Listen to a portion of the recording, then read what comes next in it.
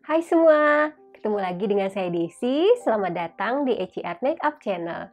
Di video kali ini kita akan melanjutkan tips bagaimana menjadi seorang makeup artist. Jika kemarin kita membahas tentang mau kursus atau mau belajar secara otodidak, maka kita akan lanjutkan dengan tips nomor 2. Tips nomor 2 adalah kamu bisa memanfaatkan peralatan makeup yang ada. Jadi untuk memulai belajar menjadi seorang makeup artist, kamu bisa cek peralatan makeupmu. Mungkin ada pensil alis, mungkin ada foundation, bisa manfaatkan dengan yang ada ya. Dengan bermodalkan satu pensil alis, kamu udah bisa latihan bagaimana membentuk alis yang bagus. Intinya kamu fokus pada praktek ya. Jadi dengan hanya bermodalkan pensil alis, kamu udah bisa latihan. Gimana caranya? Kalau sebelumnya mungkin bikin alisnya yang miring sebelah atau mungkin ketebelan, bisa mulai latihan. Kamu bisa intip video-video tutorial di YouTube dan mulai latihan bagaimana caranya biar bisa bagus alisnya. Saat latihan, jangan lupa difoto dulu, jadi nanti kelihatan before dan afternya. Kebayangkan kamu bisa happy hanya dengan bermodalkan satu pensil alis. Sebenarnya fungsi makeup itu kan untuk mengoreksi ya, untuk memperbaiki yang kurang, untuk menutupi kekurangan atau ketidaksempurnaan. Jadi manfaatkan yang ada. Tips nomor 3, fokuslah pada teknik, bukan merek. Jadi kalau saya suka lihat tuh di Instagram ya atau di YouTube, suka pada nanya, "Mbak, itu merek foundationnya apa? Itu merek pensil alisnya apa?" Boleh-boleh aja kita pengen merek terkenal dari brand yang bagus ya, tapi untuk pemula, untuk kita yang baru belajar, manfaatkan yang ada, kemudian fokuslah pada prakteknya. Abaikan dulu mereknya. Memang biasanya barang yang berkualitas harganya lebih bagus ya, tapi untuk saat ini yang kita butuhkan adalah skill yang bagus. Yang kita butuhkan adalah jam terbang yang banyak. Bagaimana caranya dengan produk yang ada, bagaimana caranya dengan merek yang ada, kita fokus pada keahlian kita. Kalau mungkin sebelumnya mengaplikasikan foundationnya masih belum rata, karena sering latihan dengan produk yang ada, dengan merek yang seadanya, akhirnya jadi lebih bagus. Akhirnya prosesnya lebih cepat, hasilnya lebih bagus dan flawless. Jadi itu fokusnya ke sana dulu. Bagaimana caranya tekniknya lebih bagus tanpa harus terlalu memusingkan merek apa yang kita pakai. Biasanya beda guru, beda ilmu. Beda makeup artist, beda juga produknya.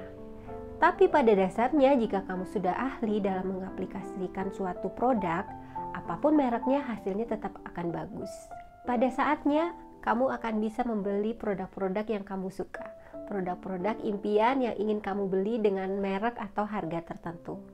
Yuk latihan dulu biar bisa menghasilkan uang, biar bisa menghasilkan dari bisnis ini, dari skill baru ini, kemudian kamu bisa beli apa aja yang kamu mau. Tips nomor 4, kamu udah bisa mulai langsung praktek. Mintalah orang-orang terdekat untuk menjadi model. Bisa ibu, bisa kakak, adik, teman, tetangga, tante, siapapun. Ajaklah mereka, mintalah mereka untuk menjadi modelmu. Lalu, saat pertama mengaplikasikan makeup ke wajah orang lain, mungkin ada perasaan grogi, perasaan was-was, dan perasaan lain-lainnya. Tidak apa, selalu ada yang pertama. Yang penting kamu mulai memberanikan diri untuk melakukan makeup pada orang lain. Biasanya beda wajah, beda karakternya, beda jenis kulitnya, beda teksturnya, ada yang berjerawat, ada yang mukanya berminyak. Nah, inilah pengalaman-pengalaman yang harus kamu kumpulkan agar jam terbangnya tinggi. Pada saat memulai belajar, yang kamu butuhkan adalah kuantitas, bukan kualitas. Jadi semakin banyak yang kamu rias, semakin banyak kamu latihan, semakin banyak berbeda orang yang kamu lakukan tes make upnya, latihan make upnya akan lebih baik. Karena itulah pengalaman-pengalaman yang akan kamu dapatkan. Jika perlu, kamu bisa menyewa orang. Waktu saya dulu awal-awal belajar, saya suka menawarkan tetangga untuk menjadi model. Dengan diiming-imingi mungkin sedikit uang lelah. Itu bisa membuatmu lebih mudah untuk mencari model. Selanjutnya, tips nomor 5. Kumpulkan makeupmu secara bertahap. Jangan lapar mata ya, jangan semua ingin dibeli. Sesuaikan saja dengan dana yang ada. Biasanya setiap produk ada masa kadaluarsanya. Jadi jangan sampai kadaluarsanya sudah habis, produknya masih banyak, akhirnya jadi mubazir. Pilihlah produk-produk berkualitas untuk dijadikan koleksi makeupmu. Ada banyak produk lokal yang bagus. Nanti saya akan bikin khusus ya. Dalam memilih produk, pilihlah kualitasnya yang bagus. Banyak sekali produk lokal yang bagus. Salah satunya, nanti deh saya bikinin khusus videonya. Sekarang tips nomor 6 ya. Kuasailah product knowledge. Apa itu? Product knowledge adalah kamu menguasai produk yang akan kamu gunakan. Contohnya concealer. Concealer itu ada warna-warni ya. Warna-warni, ada warnanya hijau, ada warnanya merah, kemudian ada yang warnanya warna kulit. Nah, kamu harus tahu warna hijau ini fungsinya buat apa, warna merah untuk apa. Contoh yang lain, misalnya blush on. Blush on itu ada yang berbentuk krim, ada yang berbentuk padat. Kamu harus tahu, kamu harus kuasai. Blush on yang krim digunakan untuk apa? Blush on yang padat baiknya digunakan untuk apa? Nah, hal-hal semacam itu harus kita kuasai sebagai seorang makeup artist. Kita harus mengaplikasikan produk yang tepat ke wajah yang tepat. Misalnya ada yang kulitnya berminyak, ada yang kulitnya kering, ada yang kulitnya kombinasi. Atau ada produk-produk yang matte, ada produk-produk yang glitter, yang shimmery. Nah, hal-hal seperti ini sangat penting karena hasilnya akan sangat berbeda. Itulah makanya kita harus menguasai produk yang akan kita gunakan.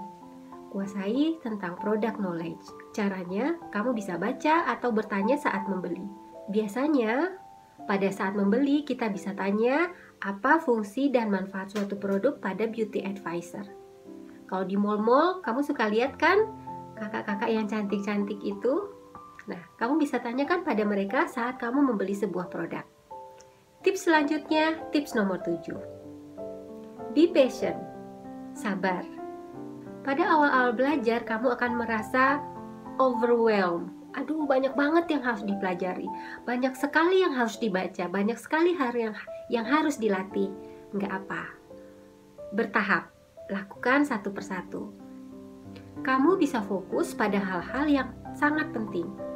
Kalau kamu mengikuti kursus, mungkin hal-hal seperti ini akan jauh lebih murah. Karena di tempat kursus atau di sekolah makeup biasanya sudah ada kurikulumnya. Tips nomor 8 berhubungan dengan sabar tadi, yaitu motivasi diri terus.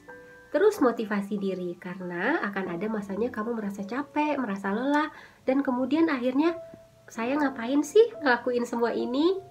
Hal-hal itu biasa terjadi. Itu biasanya terjadi jika kamu dalam keadaan lelah. Kalau lelah ya istirahat dulu. Kalau capek berhenti dulu sebentar. Nanti kamu bisa mulai lagi. Di saat lelah melanda, kamu bisa tanya lagi why-nya. Tanya lagi, saya belajar makeup kenapa sih? Apa yang bisa saya capai jika saya berhasil di bidang ini? Hal-hal seperti ini bisa akan membuat semangatmu bangkit kembali. Kamu bisa bayangkan hasil yang akan kamu terima setelah kamu sukses. Atau hasil yang akan kamu terima pada saat kamu sudah bisa mulai menerima bayaran. Atau kamu akan merasa sangat puas di saat skillmu bertambah dalam waktu yang sangat singkat. Kamu juga bisa bayangkan bagaimana bebasnya melakukan pekerjaan ini jika dibandingkan saat kamu masih ngantor. Itu salah satu contohnya ya. Oke, semoga tips-tips barusan bermanfaat dan kamu bisa langsung praktekkan. Untuk video selanjutnya, kamu bisa cek di sini. Sampai jumpa.